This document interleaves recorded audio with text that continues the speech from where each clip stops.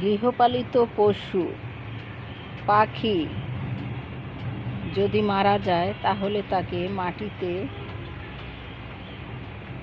রেখে চাপা দিয়ে রাখা ভালো। মাটি চাপা দেওয়া ভালো, রোগ জীবাণু ছড়ায় না, পরিবেশ দূষিত হয় না। আমাদের একটা বিড়াল মিল্কি অ্যাক্সিডেন্ট করেছিল, আপনারা জানেন, ইউটিউবে দেওয়া আছে এবং অনেক ভিডিও আছে। তার পিছনের অংশ আহত হয়েছিল, পা দুটি এবং মাজার থেকে ব্যথা পেয়েছিল। তো একটা জীবিত বাচ্চা ছিল আর মরা বাচ্চা দিয়েছিল জীবিত বাচ্চাটা দেওয়ার 3 দিন পরে। তো আজকে জীবিত বাচ্চাটা পঞ্চম দিনে সকাল 7:30টায় গিয়ে দেখি মারা গিয়েছে। পরে এটাকে ছাদ বাগানে নিয়ে এলাম, মাটির নিচে এটাকে রেখে দিব।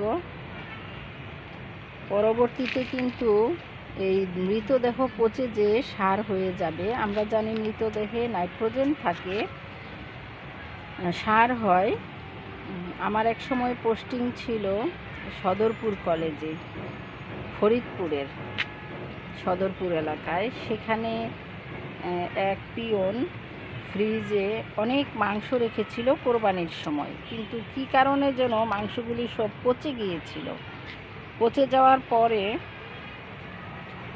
ফ্রিজ যখন বাইরে ছাদে বাইরে দোতলার থেকে মাঠে নিয়ে এসে যখন ধুয়ে পরিষ্কার করছিল, তখন আরেক পিয়ন বলছিল যে মাংসগুলোকে মাটির নিচে গাছের নিচে দিয়ে দেওয়ার জন্য। আমি বলছি এটা কেন দিবে? বলছে কেন আপনি জানেন না, যখন পদ্মায় অনেক ইলিশ হয়, সেটা অবশ্য অনেক দিন আগের কথা, উনি নাকি অনেক আগে পদ্মায় পচা ইলিশ পেয়েছিলেন, পচা ইলিশ নিয়ে এসে গাছের নিচে দিয়েছিলেন, সেই গাছ অনেক তাজা হয়েছিল। তখন শুনলাম যে পচা মাছ দিয়েও সার হয়। তো অতএব মৃতদেহ দিয়েও অবশ্যই সার হবে। আর আপনাদের হয়তো মনে আছে, ইউটিউবে দিয়েছিলাম যে এর আগে এইখানে 20শে ডিসেম্বর মারা যাওয়া, 2024 সালের 20 ডিসেম্বর মারা যাওয়া 5টি বিড়ালের বাচ্চা, প্রায় 2 মাস বয়সী, একদিনে সকাল দুপুর বিকাল রাত্র এভাবে মারা গেল। তো এগুলার নাম ছিল আরু, জারু, নামু, ফুটি, ধলু। এই পাত্রটাতেই, এই হাফ ড্রামেই, নীল ড্রামেই ওরা আছে। আর এই পাশ দিয়েই আবার নিয়ে এলাম, এটার কোনো নাম রাখিনি, হয়তো এটার নাম সাদা কালা রাখতাম। মাথার 2 পাশে একটু কালো স্পট আর লেজটা একটু কালো, আর পুরো দেহ হচ্ছে সাদা। তো এটাকে আমি মাটি চাপা দিচ্ছি, চিরনিদ্রায় শায়িত করছি। আসলে এইখানে আমার অনেকগুলো সার আছে, যেমন এই গাছপালার সার, এই আমার গৃহস্থালী আবর্জনা দেখতে পাচ্ছেন, এই যে লেবুর চারা, জাম্বুরার চারা উঠে যাচ্ছে, উচ্ছের চারা উঠেছে, এরকম। তো এটাকে আমি কিছু মাটি দিয়ে দিচ্ছি। কত ছোট দেহ, ছোট প্রাণ, কিন্তু জীবনের কোনো গ্যারান্টি নেই।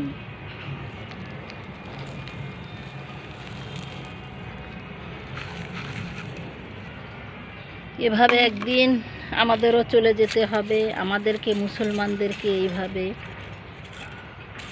মাটির নিচে যেতে হবে। এটাই হয়তো আমাদের জন্য শিক্ষা।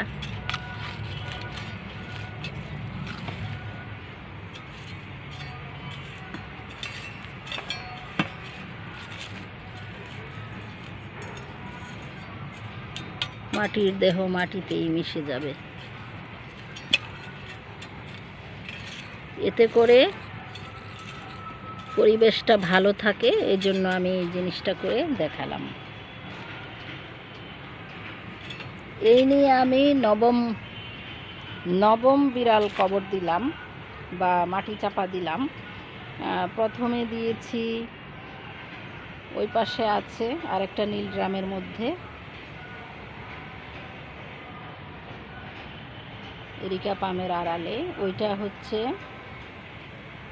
Black heart. তারপরে আরেকটু দূরে দিয়েছি ওদের মা গিরুকে, তারপরে দিয়েছি ব্ল্যাক হার্টের পাশে কিটিকে, আর এইখানে তো বললাম 5টা বাচ্চা, আর এইটা নিয়ে 6টা, এখানে 6, 7, 8, ওখানে বড় বাচ্চাগুলোর মা 9, এই 9টা আমি দিয়েছি। আর দশম একটা ছিল, সেটা আমি কর্মস্থলে ছিলাম কুমিল্লার মনোহরগঞ্জে, 21শে ফেব্রুয়ারি রাতে মারা গিয়েছিল রাত 12টায়, 21-এর রাত 12টায়।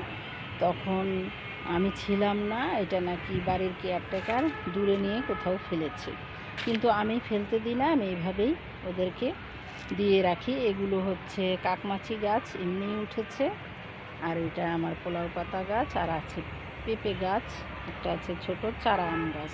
এখানে ওদের শায়িত করলাম। আল্লাহ হাফিজ।